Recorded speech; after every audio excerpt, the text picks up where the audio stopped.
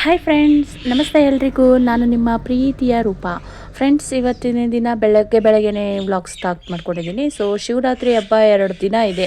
ಶಿವರಾತ್ರಿ ಪೂಜೆ ಏನಿದೆ ಅದು 2 ದಿನದ ಹಿಂದೆ ನಾನು ವಿಡಿಯೋ ಮಾಡಿರೋವಂಥದ್ದು. ಬಟ್ ಶಿವರಾತ್ರಿ ಕಳೆದು ನೆಕ್ಸ್ಟ್ ಡೇಗೆ ನಾನು ವಿಡಿಯೋ ಅಪ್ಲೋಡ್ ಮಾಡ್ತಾ ಇದ್ದೀನಿ.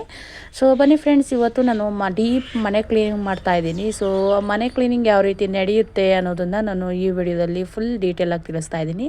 ಸೊ ಇದು ಬಂದು ನಮ್ಮ ರೂಮ್ನಲ್ಲಿ ಒಂದು ಮಂಚ ಇದೆ. ಮಂಚಕ್ಕೆ ನಾವು 2 ಕಬೋರ್ಡ್ ಥರ ಮಾಡಿಸಿದ್ದೀವಿ. ಯಾಕಂದರೆ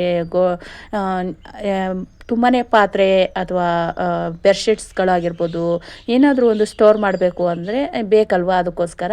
ಬಟ್ ನಾನಿಲ್ಲಿ ಒಂದು ಸೈಡ್ನಲ್ಲಿ ಬೆಡ್ಶೀಟ್ಗಳು ಹಾಗೆ ಒದೆಯೋವು ಹಾಗೆ ಹಾಸ್ಕೊಳ್ಳೋ ಅಂಥದ್ದೆಲ್ಲ ನಾನು ಒಂದು ಸೈಡ್ನಲ್ಲಿ ತುಂಬ್ಕೊಂಡಿದ್ದೀನಿ. ಇನ್ನೊಂದು ಸೈಡ್ನಲ್ಲಿ ನಾನು ಪಾತ್ರೆ ಅಂದರೆ ಡೈಲಿ ಯೂಸ್ ಮಾಡೋವಂಥ ಪಾತ್ರೆಗಳನ್ನ ತಗೊಂಡಿದ್ದೀನಿ. ಬಟ್ ಡೈಲಿ ಯೂಸ್ ಮಾಡ್ತಾ ಬೇಕಾಗಿರೋದನ್ನ ತಗೊಂಡು ಮತ್ತೆ ಬಳಸಿದ ನಂತರ ಬೇಡವಾದಾಗ ಅದನ್ನೆಲ್ಲ ತಗೊಂಡು ಮಂಚದ ಕಬೋರ್ಡ್ನಲ್ಲಿ ಹಾಕಿ ಏನಾಗಿದೆ ಅಂದರೆ ತುಂಬಾ ಕಬೋರ್ಡ್ ಫುಲ್ ಆಗಿತ್ತು ಕವರು. ಅದಕ್ಕೆ ಮತ್ತೆ ಅದೆಲ್ಲ ಕ್ಲೀನ್ ಮಾಡ್ಕೊತಾ ಇದ್ದೀನಿ. ಏನು ಬೇಕು, ಏನು ಯೂಸ್ ಆಗುತ್ತೆ ಅದನ್ನು ಮಾತ್ರ ಇಟ್ಕೊಂಡು ಬೇಡದೇ ಇರೋದೆಲ್ಲ ಒಂದು ಸೈಡಿಗೆ ಇಟ್ಕೊಂಡಿದ್ದೀನಿ. ಸೊ ಶಿವರಾತ್ರಿ ಹಬ್ಬ ಬರ್ತಾ ಇದೆಯಲ್ವಾ, ಸೊ ಅದಕ್ಕೆ ಅಭಿಷೇಕಕ್ಕೆ ಜಾಮೂನ್ ಬಟ್ಲುಗಳು ಯೂಸ್ ಆಗುತ್ತೆ ಅನ್ನೋದಕ್ಕೋಸ್ಕರ ಜಾಮೂನ್ ಬಟ್ಲುಗಳನ್ನ ತೆಗೆದಿಟ್ಕೊಂಡಿದ್ದೀನಿ. ಸೊ ನಂತರ ಇಲ್ಲಿ ಚಿಕ್ಕ ಬಾಕ್ಸ್ ಇದೆಯಲ್ವಾ, ಆ ಬಾಕ್ಸ್ ಎಲ್ಲ ಮಕ್ಕಳು ಸ್ನ್ಯಾಕ್ಸಿಗೆ ಏನಾದರೂ ತುಂಬ ಕಳಿಸ್ಬೇಕು ಅಂದರೆ ಯೂಸ್ ಆಗಲಿ ಅಂತ ಇಟ್ಕೊಂಡಿದ್ದೀನಿ. ನಂತರ ಇಲ್ಲೆಲ್ಲ ನೋಡ್ತಾ ಇರ್ಬೋದು, ಪ್ಲಾಸ್ಟಿಕ್ ಚಮ್ಗಳನ್ನೂ ಕೂಡ ತೊಗೊಂಡಿದ್ದೀನಿ. ನಾವು ಇದನ್ನು ಬಚ್ಚಲ ಮನೆಗೆ ಅಂತ ಬಳಸುವಂಥದ್ದು. ಸೊ ಏನಾದರೂ ಫಂಕ್ಷನ್ ನಡೀತು ಅಂದರೆ 4-5 ಚಮ್ಗಳ ಅವಶ್ಯಕತೆ ಇರುತ್ತೆ. ಯಾಕಂದರೆ ಆ ಟೈಮ್ನಲ್ಲಿ ಒಬ್ಬರು ಮುಖ ತೊಳೆದು ಇನ್ನೊಬ್ರು ತೊಳೆಯೋ ತನಕ ವೆಯ್ಟ್ ಮಾಡ್ಕೊಂಡು ನಿಂತ್ಕೊಳ್ಳಲ್ಲ. ಹಂಗಾಗಿ ಇರಲಿ ಅಂತ ನಾನು ಎಕ್ಸ್ಟ್ರಾ ತೆಗೆದಿಟ್ಕೊಂಡಿದ್ದೀನಿ. ನಂತರ ಇವೆಲ್ಲ ತಟ್ಟೆಗಳು ಅಂದರೆ ಈಗ ಹೇಗಿದ್ರು ಜನ ಬರುವಂಥ ಟೈಮ್ನಲ್ಲಿ ನಾನು ಸ್ವಲ್ಪ ತಟ್ಟೆ ಎಕ್ಸ್ಟ್ರಾನ ತೆಗೆದು ಈ ಮಂಚದ ಕಬೋರ್ಡ್ನಲ್ಲಿ ತೆಗೆದಿಟ್ಕೊತೀನಿ. ಇದು ಬಂದು ಆನ್ಲೈನಲ್ಲಿ ನಾನು ಉದ್ದಿನ ವಡೆ ಮಾಡೋದು ಪ್ರೆಸ್ಸರ್ನ ತೆಗೆದಿಟ್ಕೊಂಡಿದ್ದೆ. ನಂತರ ಇದು ಏನಾದರೂ ಸುಡಬೇಕು ಅಥವಾ ಚಪಾತಿ ಬೇಯಿಸಿದ ನಂತರ ಅದು ಹುಬ್ಬೋ ಥರ ಏನಾರು ಬೇಯಿಸ್ಕೊಬೇಕು ಅಂದರೆ ಅದು ಯೂಸ್ ಆಗುತ್ತೆ ಅಂತ ತೊಗೊಂಡಿದ್ದೀನಿ. ನಂತರ ಒಂದು ಚಪಾತಿ ಅಥವಾ ಏನಾದ್ರು ಅರಿಲಿಕ್ಕೆ ಲಟ್ಟಣಿಗೆ. ನಂತರ ಇವೆಲ್ಲ ಏನು ಬಂದು ಅಂದರೆ ತಾಮ್ರ ಹಿತ್ತಾಳೆ ಪಾತ್ರೆಗಳು. ಸೊ ಅವೆಲ್ಲ ದೀಪ ಹಚ್ಚೋವಂಥವು, ದೀಪ ಹಚ್ಚಲಿಕ್ಕೆ ಮತ್ತು ಕಳ್ಸೋದು ಸಾಮಾನೆಲ್ಲ ಹಾಗೆ ಇಟ್ಕೊಂಡಿದ್ದೀನಿ. ಇವೆಲ್ಲ ನೋಡ್ತಾ ಇರ್ಬೋದು, ಈ ಬಾಕ್ಸ್ ಆಗಿರ್ಬೋದು, ಬಟ್ಲು ಪ್ಲೇಟ್ಸ್ಗಳಾಗಿರ್ಬೋದು, ಇವೆಲ್ಲ ಏನಂದರೆ ಈ ಮದುವೆ ಫಂಕ್ಷನ್ಗಳಿಗೆ ಹೋದ್ಮೇಲೆ ಈಗ ಪ್ರತಿಯೊಂದು ಮದುವೆನಲ್ಲೂ ಒಂದೊಂದು ಪ್ಲೇಟ್ಸ್ ಅಂತೂ ಇದ್ದಿರುತ್ತೆ. ಸೊ ಲೇಡೀಸ್ಗೆ ಅಂತ ಕೊಡುವಂಥದ್ದು ಸಿಕ್ಕಾಪಟ್ಟೆ ಆಗಿದೆ ಫ್ರೆಂಡ್ಸ್. ಅದೆಲ್ಲ ನಮಗೆ ಎಲ್ಲಿ ತುಂಬಿಡು ಅನ್ನೋದೇ ಗೊತ್ತಾಗ್ತಾ ಇಲ್ಲ. ನಿಮ್ಗೆ ಇಲ್ಲಿ ನೋಡಿನೇ ಈಗ ಅನ್ನಿಸ್ತಾ ಇರ್ಬೋದು ಇಷ್ಟೊಂದು ಪಾತ್ರೆ ಎಲ್ಲ ಏನಕ್ಕೆ ಅಂತ. ನಾನು ತೋರಿಸ್ತೀನಿ ನಮ್ಮ ಹಟ್ಟದ ಮೇಲೆ ಎಷ್ಟು ಒಟ್ಕೊಂಡಿದ್ದೀವಿ ಅಂತ. ಸೊ ಅದೆಲ್ಲ ಕ್ಲೀನ್ ಮಾಡಬೇಕಿತ್ತು. ಯಾವ್ಯಾವ ಯೂಸ್ ಆಗುತ್ತೆ ಅದನ್ನು ಮಾತ್ರ ತೆಗೆದಿಟ್ಕೊಂಡು ಬೇಡದೇ ಇರೋದೆಲ್ಲ ನಾನು ಒಂದು ಬಾಕ್ಸ್ನಲ್ಲಿ ಅಥವಾ ಚೀಲಗಳಲ್ಲಿ ತುಂಬಿಸಿಡ್ತಾ ಇದ್ದೀನಿ. ಇವೆಲ್ಲ ನಾವು ವರಮಹಾಲಕ್ಷ್ಮಿ ಟೈಮ್ನಲ್ಲಿ ಬಳಸುವಂಥ ದೀಪ ಅದು ಇರುತ್ತಲ್ವ, ಸೊ ಇದು ನಾವು ಕಾರ್ತಿಕ್ ಮಾಸದಲ್ಲಿ ಕಾರ್ತಿಕ ಮಾಸದಲ್ಲಿ ನಾವು ದೇವಸ್ಥಾನಕ್ಕೆ ಕಳಸ ತಗೊಂಡೋಗೋದು ಯೂಸ್ ಆಗಲಿ. ಮತ್ತು ಪಾತ್ರೆಗಳೊಳಗೆ ತುಂಬಿಟ್ಬಿಟ್ರೆ ಮೇಲ್ಗಡೆ ಏನಾದರೂ ಅದು ತಗ್ಗೋದಾಗಿರ್ಬೋದು ಅಥವಾ ಒಡೆಯೋದಾಗಿರ್ಬೋದು ಹಾಗೆ ಆಗುತ್ತೆ ಅಂತ ನಾನು ಸೇಫ್ಟಿಯಾಗಿರಲಿ ಅನ್ನೋದಕ್ಕೋಸ್ಕರ ಇಲ್ಲಿ ಕಬೋರ್ಡ್ನಲ್ಲೇ ಇಟ್ಕೊಂಡಿದ್ದೀನಿ. ಹಾಗೆಯೇ ಚಕ್ಲಿ ಹೊರಳು ಕೂಡ ತೆಗೆದಿಟ್ಕೊಂಡಿದ್ದೀನಿ, ಅದು ಕೂಡ ತಾಮ್ರದ್ದೇ. ನಂತರ ಇಲ್ಲಿ ಹಿತ್ತಾಳೆ ಪಾತ್ರೆಗಳಿದೆ. ನಂತರ ಇಲ್ಲಿ ನಾನು ಸಣ್ಣ ದೀಪ ತೋರಿಸ್ತಾ ಇದ್ದೀನಲ್ವ, ಅದೆಲ್ಲ ಹಳೆ ಪಾತ್ರೆಗಳು.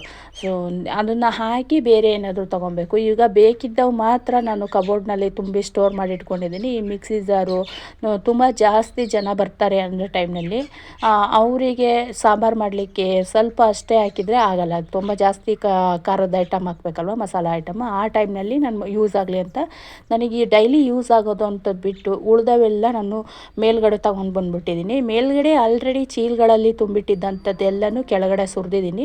ಎಲ್ಲ ಒಂದೊಂದು ಸೈಡ್ನಲ್ಲಿ ತೆಗೆದಿಟ್ಕೊಳ್ಳೋಣ ಅಂತ. ಈ ಪಾತ್ರೆಗಳು ಏನಿದೆ ಇವೆಲ್ಲ ನಾವು ಮನೆಗೆ ಅಂತ ಯೂಸ್ ಮಾಡೋ ಅಂಥವಲ್ಲ. ಇವೆಲ್ಲ ಶಬರಿಮಲೆಗೆ ಹೊರಡ್ತಾರಲ್ವ ನಮ್ಮ ಯಜಮಾನ್ರು ಊರ್ನನ್ನೆಲ್ಲ, ಆ ಟೈಮ್ನಲ್ಲಿ ಅಲ್ಲಿಗೆ ಬಳಸೋವಂಥ ಪಾತ್ರೆಗಳು. ಅದಕ್ಕೋಸ್ಕರ ನಾನು ಇದನ್ನು ಸಪ್ರೇಟ್ ತೆಗೆದಿಡ್ತಾ ಇದ್ದೀನಿ. ಇದನ್ನು ಯಾವುದೇ ಕಾರಣಕ್ಕೂ ನಮ್ಮನೆ ಪಾತ್ರೆಗಳೊಳಗೆ ಮಿಕ್ಸ್ ಮಾಡಲ್ಲ.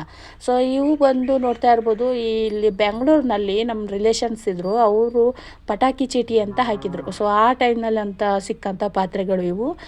ಚಿಕ್ಕ ಬಾಕ್ಸು ಅಥವಾ ಅದಕ್ಕಿಂತ ದೊಡ್ಡ ಬಾಕ್ಸು. ಈಗ 10-15 ಜನ 20 ಜನಕ್ಕೆ ಊಟ ತೊಗೊಂಡೋಗುವಂಥ ಕೆಪಾಸಿಟಿ ಇದೆ ಅದು ಕೆಳಗಡೆ ಇರೋ ಬಾಕ್ಸು. ನಂತರ ಇಲ್ಲಿರೋ ಪಾತ್ರೆಗಳನ್ನ ನೋಡ್ತಾ ಇರ್ಬೋದು. ಬಾಕ್ಸ್ಗಳನ್ನೇ ಬಾಕ್ಸ್ಗಳಿರ್ತೀವಲ್ಲ ಅದೆಲ್ಲ ಒಂದೊಂದು ಸೈಡಲ್ಲಿ ಬರೀ ಒಂದೊಂದೇ ಇಲ್ಲ, ಒಂದರೊಳಗಡೆ ಒಂದು ಅಂತೆಲ್ಲ ಸೇರಿಸಿಟ್ಟಿದ್ದೀನಿ. ನೋಡ್ತಾ ಇರ್ಬೋದು ಒಳಗಡೆ ಇರೋವಂಥ ಸೌಟ್ಸ್ಗಳಾಗಿರ್ಬೋದು ಒಟ್ಟದ ಮೇಲೆ. ಇದೆಲ್ಲ ಫಂಕ್ಷನ್ ಟೈಮಿಗೆ ಯೂಸ್ ಆಗುತ್ತೆ, ಬಟ್ ಡೈಲಿ ಯೂಸಿಗೆಲ್ಲ ಇವೆಲ್ಲ ಬಳಸಲ್ಲ. ಈ ಸೈಡ್ನಲ್ಲಿರೋವೆಲ್ಲ ಶಬರಿಮಲೆ ಬಳಸೋವಂಥದ್ದು. ಇನ್ನು ಉಳ್ದವೆಲ್ಲ ಇದೆಲ್ಲ ಏನಿದೆ ಅಂದರೆ ನಮ್ಮ ಯಜಮಾನ್ರು ಇಷ್ಟ ಆಗಿ ತಂದಂಥ ಪಾತ್ರೆಗಳು ಇವೆಲ್ಲ. ಅವರಿಗೆ ಈ ಲೇಡೀಸ್ಗಿನ್ನ ಅವರು ಒಂದೊಂದು ಟೈಮ್ ಅವರು ಅಡುಗೆ ಮಾಡ್ತಾರಲ್ವ, ಆ ಟೈಮ್ನಲ್ಲಿ ಲೇಡೀಸ್ಗಿನ್ನ ಅವ್ರಿಗೆ ಏನು ಇಷ್ಟ ಆಗುತ್ತೆ ಅದೆಲ್ಲ ತಂದು ಇಟ್ಕೊತಾ ಇರ್ತಾರೆ. ಸೊ ಹಾಗಾಗಿ ಬರೀ ಸೌಟ್ಗಳನ್ನೇ ಲೆಕ್ಕ ಹಾಕೋಕ್ಕಾಗ್ತಾಯಿಲ್ಲ. ನೋಡ್ತಾ ಇರ್ಬೋದು ನೀವು 3, 4, 5 ಇವೆಲ್ಲ ನಾವು ಯೂಸ್ ಮಾಡದೇ ಇರೋವಂಥದ್ದು. ಇನ್ನು ನಾವು ಮನೆ ಫಂಕ್ಷನ್ಗಳಲ್ಲಿ ಯೂಸ್ ಮಾಡೋವಂಥವು ಏನೇನಿದ್ದಾವೆ ಅಂತ ತೋರಿಸ್ತೀನಿ. ಸೊ ಇದು ಬಂದು ನಾವು ಹರಳೆಣ್ಣೆ ಕಾಯಿಸ್ತೀವಲ್ವ, ಸೊ ಆ ಕಾಯಿಸೋವಂಥ ಟೈಮ್ನಲ್ಲಿ ಈ ಥರ ಸಿಲ್ವರ್ದು ಸೌಟ್ ಬೇಕು ಅಂತ ನಾವು ತಂದಿಟ್ಕೊಂಡಿರೋದು. ಈ ಮಾಮೂಲಿ ಸ್ಟೀಲ್ ಸೌಟ್ಗಳಲ್ಲೆಲ್ಲ ನೀಟಾಗಿ ಕಾಯಿಸ್ಲಿಕ್ಕಾಗಲ್ಲ ಅಂತ. ನಂತರ 1, 2, 3, 4, 5, 6 ಸೌಟ್ಸ್ಗಳಿದ್ದಾವೆ. ಈ ಕಡೆ ಸೈಡ್ನಲ್ಲಿ ಒಂದು 7 ಸೌಟ್ಗಳನ್ನ ನಾವು ಸಪ್ರೇಟ್ ತೆಗೆದಿಟ್ಕೊಂಡಿದ್ವಿ. ಒಂದು ಕೈವರ ಇದೆ ಸಾಂಬಾರು ಪಲ್ಯ ಹಾಕಲಿಕ್ಕೆ.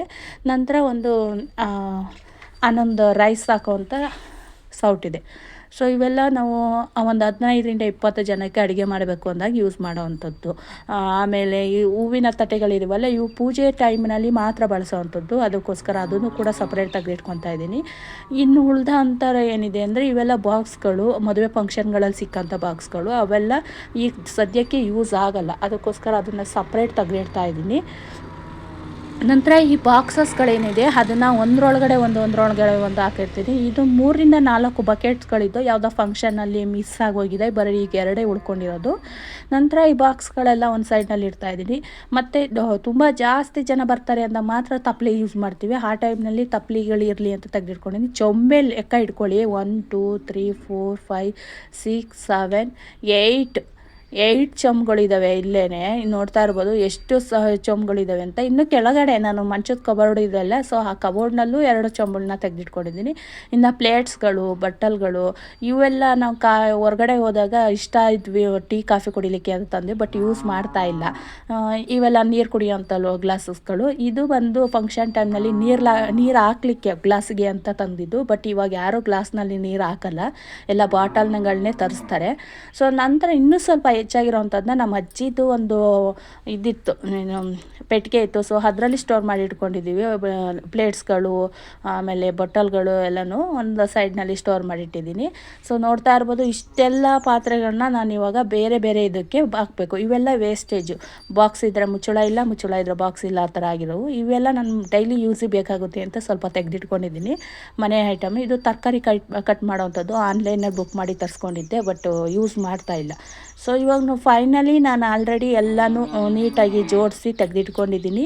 ನೋಡ್ತಾ ಇರ್ಬೋದು ಯಾವ ರೀತಿ ತೆಗೆದಿಟ್ಟಿದ್ದೀನಿ ಅಂತ. ಈ ಬೇಕಾಗಿರೋವಂಥ ವಸ್ತುಗಳನ್ನ ನೀಟಾಗಿ ತೆಗೆದಿಟ್ಕೊಂಡು ಬೇಡದಿರೋವಂಥದ್ದನ್ನು ಎಲ್ಲ ಕೆಳಗಡೆ ಹಾಕಿದ್ದೀನಿ. ಇವೆಲ್ಲ ನಾವು ಹೊಲದಲ್ಲಿ ಕೆಲಸ ಮಾಡೋವಂಥಕ್ಕೆ ಬೇಕಾಗುತ್ತೆ ಅಂತ ಗುದ್ಲಿ ಕುಡ್ಲು ಎಲ್ಲನೂ ಒಂದು ಸೈಡ್ನಲ್ಲಿ ಇಟ್ಟಿದ್ದೀನಿ. ಇನ್ನು ಪಾತ್ರೆ ಐಟಮ್ ಏನಿದೆ ಅದೆಲ್ಲ ನಾವು ಬಾಕ್ಸ್ಗಳು, ಪ್ಲೇಟ್ಸ್ಗಳು, ತಟ್ಟೆಗಳು ಇವೆಲ್ಲ ಒಂದೊಂದಕ್ಕೆ ತುಂಬಿ ನಾನು ಸಪ್ರೇಟ್ ಮಾಡಿ ಒಂದು ಚೀಲಗಳಿಗೆ ತುಂಬಿದ್ದೀನಿ. ಇದೊಂದು ಟ್ರೈಪಾಡು. ಸೊ ನಾನು ಆನ್ಲೈನಲ್ಲಿ ಬುಕ್ ಮಾಡಿ ತರಿಸಿದ್ದು, ಬಟ್ ಏನಂದರೆ ಒಂದು ನಟ್ಟು ಲೂಸ್ ಆಗಿರೋದ್ರಿಂದ ಅದು ಯೂಸ್ ಮಾಡ್ತಾ ಇಲ್ಲ ಇವಾಗ ಸದ್ಯಕ್ಕೆ. ಈಗ ಅಟ್ಟದ ಮೇಲೆ ಇರಲಿ ಅಂತ ಇಟ್ಟಿದ್ದೀನಿ. ನಾನು ಆಲ್ರೆಡಿ 3-4 ಟ್ರೈಪಾಡ್ನ ತರಿಸಿ ವೇಸ್ಟ್ ಆಗಿದೆ. ದಯವಿಟ್ಟು ಹಂಗೆ ಮಾಡಬೇಡಿ. ಕರೆಕ್ಟಾಗಿ ನೋಡಿಕೊಂಡು ಚೆನ್ನಾಗಿರೋ ಒಂದು ಟ್ರೈಪಾಡ್ನ ತಂದಿಟ್ಕೊಳ್ಳಿ. ಸೊ ನಂತರ ನೋಡ್ತಾ ಇರ್ಬೋದು ಇಷ್ಟು ಗಲೀಜಿದೆ. ಈ ಗಲೀಜೆಲ್ಲ ಕ್ಲೀನ್ ಮಾಡ್ಕೊಬೇಕು. ಈಗ ಆಲ್ರೆಡಿ ಏನು ಜೋಡಿಸ್ಕೊಬೇಕು ಅವೆಲ್ಲ ಜೋಡಿಸಿದ್ದಾಗಿದೆ. ನಂತರ ಇವೆಲ್ಲ ನೋಡ್ತಾ ಇರ್ಬೋದು ಮರ ತುಂಬ ಹಿಂದೆ ಎಲ್ಲ ಬಳಸೋರಲ್ವ ಈ ಥರ ಮರಗಳನ್ನ, ಬಟ್ ಈಗ ಯಾರು ಈ ಥರ ಮರಗಳನ್ನ ಬಳಸಲ್ಲ. ಅಕ್ಕಿ ಮಾಡಲಿಕ್ಕೆ ಯೂಸ್ ಆಗ್ಬೋದು ಅಂತ ನಾವು ತೆಗೆದಿಟ್ಕೊಂಡಿದ್ದೆ. ಅಕ್ಕಿ ಮಾಡೋ ಅಂಥ ಟೈಮಿಗೆ ನಮ್ಮ ಅತ್ತೆಯವರು ಅದನ್ನು ತಗೊಂಡು ಬಳಸ್ತಾರೆ. ಸದ್ಯಕ್ಕೆ ಇವಾಗ ಬಳಸಲ್ಲ, ಹಂಗಾಗಿ ಹಟ್ಟದ ಮೇಲೆ ಇಟ್ಟಿದ್ದೀನಿ. ಸೊ ಆಲ್ರೆಡಿ ಹಟ್ಟದ ಮೇಲೆ ಎಲ್ಲ ಕ್ಲೀನ್ ಮಾಡ್ಕೊಂಬಂದಿತ್ತು. ಫ್ರೆಂಡ್ಸ್, ಪ್ರತಿಯೊಂದು ಮನೆಯಲ್ಲೂ RCC ಮನೆಯೇ ಹಾಕಿರಲ್ಲ, ಎಲ್ಲರೂ RCCನೇ ಮಾಡ್ಕೊಂಡಿರಲ್ಲ. ಬಟ್ ಹಂಚಿನ ಮನೆ ಆದರೂ ಈ ಥರ ಒಂದು ಹಲಗೆ ಸೇವೆ ಮಾಡಿಸಿ ಮೇಲ್ಗಡೆ ಒಂದು ಅಟ್ಟೆ ಮಾಡಿಕೊಂಡ್ರೆ ಯಾವುದೇ ಕಾರಣ ಕಾರಣಕ್ಕೂ ತುಂಬಾ ಜಾಸ್ತಿ ಏನು ಧೂಳಾಗಲ್ಲ ಕೆಳಗಡೆ. ಮೇಲ್ಗಡೆ ಮಾತ್ರ ನಾವು ವಾರಕ್ಕೊಮ್ಮೆ 15 ದಿನಕ್ಕೊಮ್ಮೆ ಅಂತ ಕ್ಲೀನ್ ಮಾಡ್ಕೊತಾ ಇರಬೇಕು, ಆವಾಗ ಜಾಸ್ತಿ ಧೂಳು ಬರಲ್ಲ. ಸೊ ಸದ್ಯಕ್ಕೆ ಇವಾಗ ನಾನು ಫೋಟೋ ಹಿಂದೆ ಎಲ್ಲ ಕ್ಲೀನ್ ಮಾಡಿಕೊಂಡು ಅದೆಲ್ಲ ಒಂದು ಸೈಡ್ನಲ್ಲಿ ಜೋಡಿಸಿದ್ದಾಗಿದೆ. ಹಾಗೆಯೇ ಕೆಳಗಡೆ ಬಂದರೆ ನನ್ನ ರೂಮ್ ಕೂಡ ಒಂದು ತಕ್ಕ ಮಟ್ಟಿಗೆ ಒಂದು ರೆಡಿ ಮಾಡಿ ಇಟ್ಟಿದ್ದೀನಿ ಆಲ್ರೆಡಿ. ಎಲ್ಲ ಕಬೋರ್ಡಲ್ಲಿರ್ಬೋದು ಅಥವಾ ಮಂಚದ ಕೆಳಗಡೆ ಆಗಿರ್ಬೋದು, ಇದೆಲ್ಲ ಸ್ವಲ್ಪ ತಳ್ಳಾಡೋದು ಕಷ್ಟ ಆಗುತ್ತೆ. ಬಟ್ ಆದರೂ ಸಾಧ್ಯವಾದಷ್ಟು ಕ್ಲೀನ್ ಮಾಡ್ಕೊಂಡಿದ್ದೀನಿ. ಅಡುಗೆ ಮನೆಯೂ ಕೂಡ ಆಲ್ಮೋಸ್ಟ್ ಕ್ಲೀನಾಗಿದೆ. ಸದ್ಯಕ್ಕೆ ಇವಾಗ ಮಧ್ಯ ಹಾಲ್ ಒಂದು ಉಳ್ಕೊಂಡಿದೆ. ಆಲ್ರೆಡಿ ಇವಾಗ 3:30-4 ಗಂಟೆ ಹತ್ತತ್ರ ಆಗಿದೆ. ಈ ಟೈಮ್ನಲ್ಲಿ ನಾನು ಬೇಗ ಬೇಗ ಕೆಲಸ ಮುಗಿಸ್ಕೊಂಡು ಹಾಲು ಕರಿಯೋಂಥ ಟೈಮಿಗೆ ಕೊಟ್ಟಿಗೆ ಕ್ಲೀನ್ ಮಾಡೋಣ ಅಂತ ಬಂದೆ. ಆಲ್ರೆಡಿ ಕೊಟ್ಟಿಗೆನೂ ಕೂಡ ನೋಡ್ತಾ ಇರ್ಬೋದು ಎಷ್ಟು ಗಲೀಜಾಗಿದೆ ಅಂತ. ಈ ಕೊಟ್ಟಿಗೆ ಎಲ್ಲ ಕ್ಲೀನ್ ಮಾಡಿಕೊಂಡು ಹಾಲು ಕರೆದು ಡೈರಿಗೆ ಹಾಕೋ ಅಷ್ಟರಲ್ಲಿ ಸಂಜೆ 7 ಗಂಟೆ ಅಂತೂ ಆಯಿತು. ಸೊ ಇದು ನನ್ನ ವಿಡಿಯೋ. ಈ ವಿಡಿಯೋ ಇಷ್ಟ ಆದರೆ ಪ್ಲೀಸ್ ಒಂದು ಲೈಕ್ ಮಾಡಿ.